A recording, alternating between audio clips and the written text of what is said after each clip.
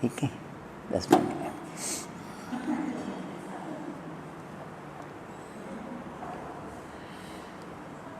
ओम नमः, ओम नमः, ओम नमः।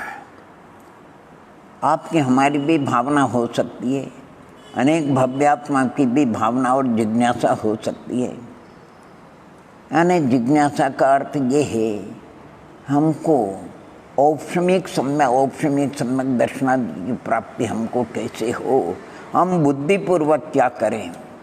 शास्त्रकारों ने तो पंचलब्धि का वर्णन किया है, प्रायोग लब्धि और फिर करण लब्धि वगैरह। करण लब्धि के परिणाम केवली गम्य, हम क्या करें क्या नहीं करें।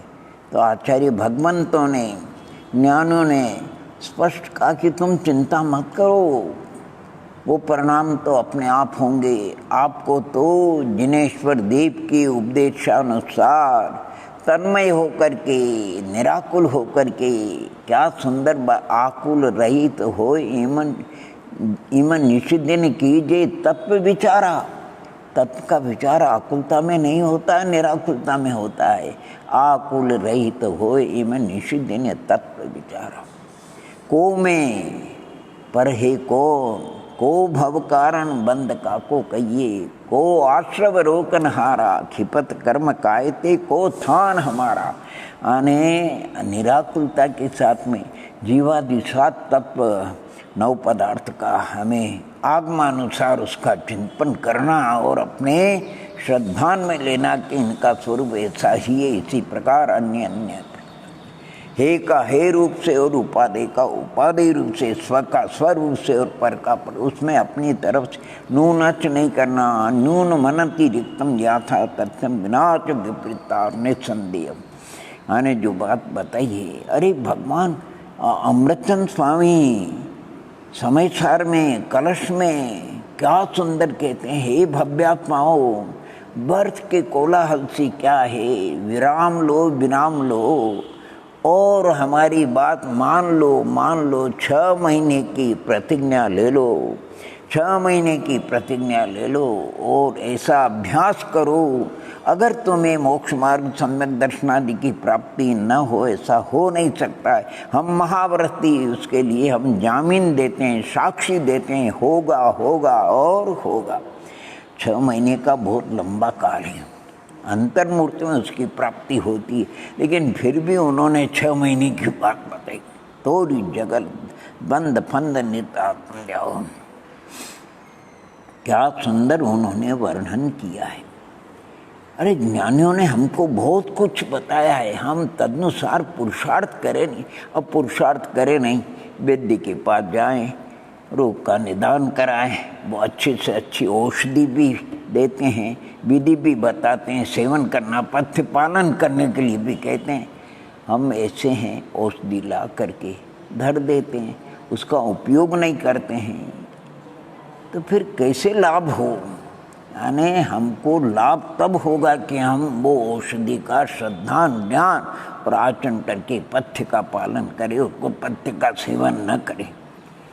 बहुत जगह ऐसा सुंदर वर्णन है, क्या अष्टपौर में, प्रथम दर्शन पौर में पंडित पर्वत जयचंद जी ने अष्टपौर की वचनिका में बहुत सुंदर शुरू में क्या आने वास्तविक सम्यक दर्शन का पता कैसे लगेगा, तो उन्होंने बहुत सुंदर बताया, बहुत सुंदर।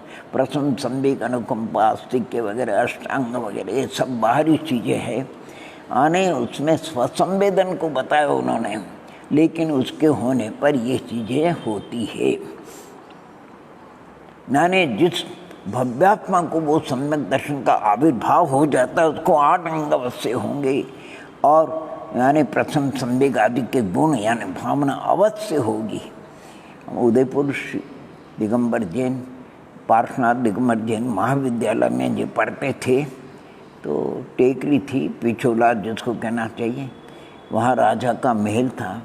उस समय भोपाल सिंह जी वहाँ के राजा थे, और वो राजा जब महलों में होते नहीं तो थंब लगे हुए थे, उन थंबों पे जो लाइटें थी वो जलती थी।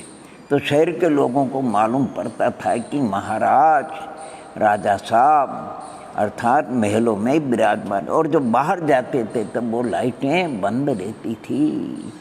इसी प्रकार सम्यक रूपी महाराज जब आत्मा में पधार जाते हैं, विराजते हैं, तो 8 अंग की लाइटें लगती ही लगती है।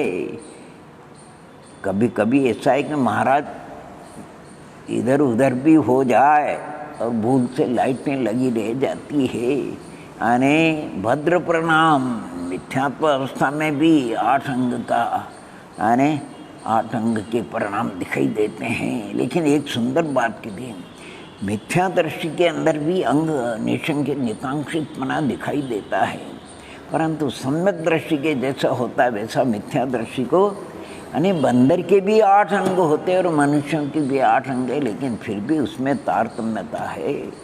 बहुत कुछ का कई जगह ऐसा का एक स्थान पर वर्णन आया, जैसे लौकिक में जिसको संतान की अभिलाषा है वो सदग्रस्त बनता है, उसमें 90-99% ग्रस्तों को पुत्र का लाभ होता है, किसी को ना हो। इसी प्रकार मोक्ष मार्ग में जिनागम के अनुसार, आचार्य भगवंतों की वाणी के अनुसार अगर हम तत्वाभ्यास करें, यही द्रव्य गुण पर्याय वगैरह जीवादि तत्वों का तत्वार्थ सूत्र से ही किसी भी ग्रंथराज का अवलंबन लेकर के कहते उस भव्यात्मा के परिणाम की विशुद्धि बढ़ती है और अल्पकाल में दर्शन महादि का उपशमादि होकर के वास्तविक सम्यक दर्शन की, अर्थात उसको भी सम्यक दर्शन रूपी पुत्र, सम्यक ज्ञान रूपी पुत्र और विशेष पुरुषार्थ करे तो सम्यक चारित्र रूपी पुत्र की भी प्राप्ति हो सकती है।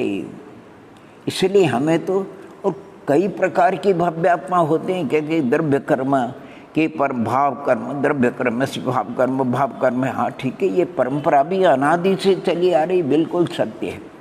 कभी लेकिन एक सरी की नहीं होती है, एक सरी का द्रव्य कर्म का उदय नहीं चलता है, एक सरी के परिणाम नहीं होते। इसलिए आचार्य भगवंत कहते हैं जब कषाय की मंदता हो और ज्ञान का क्षोभम पर विचार के अनुकूल हो, जैसे नदी का मंद वेग हो, उस समय जो निकलना चाहे वो निकल जाए। फिर तीव्र वेग में तो तीरण विद्या का पारखी भी डूब सकता है।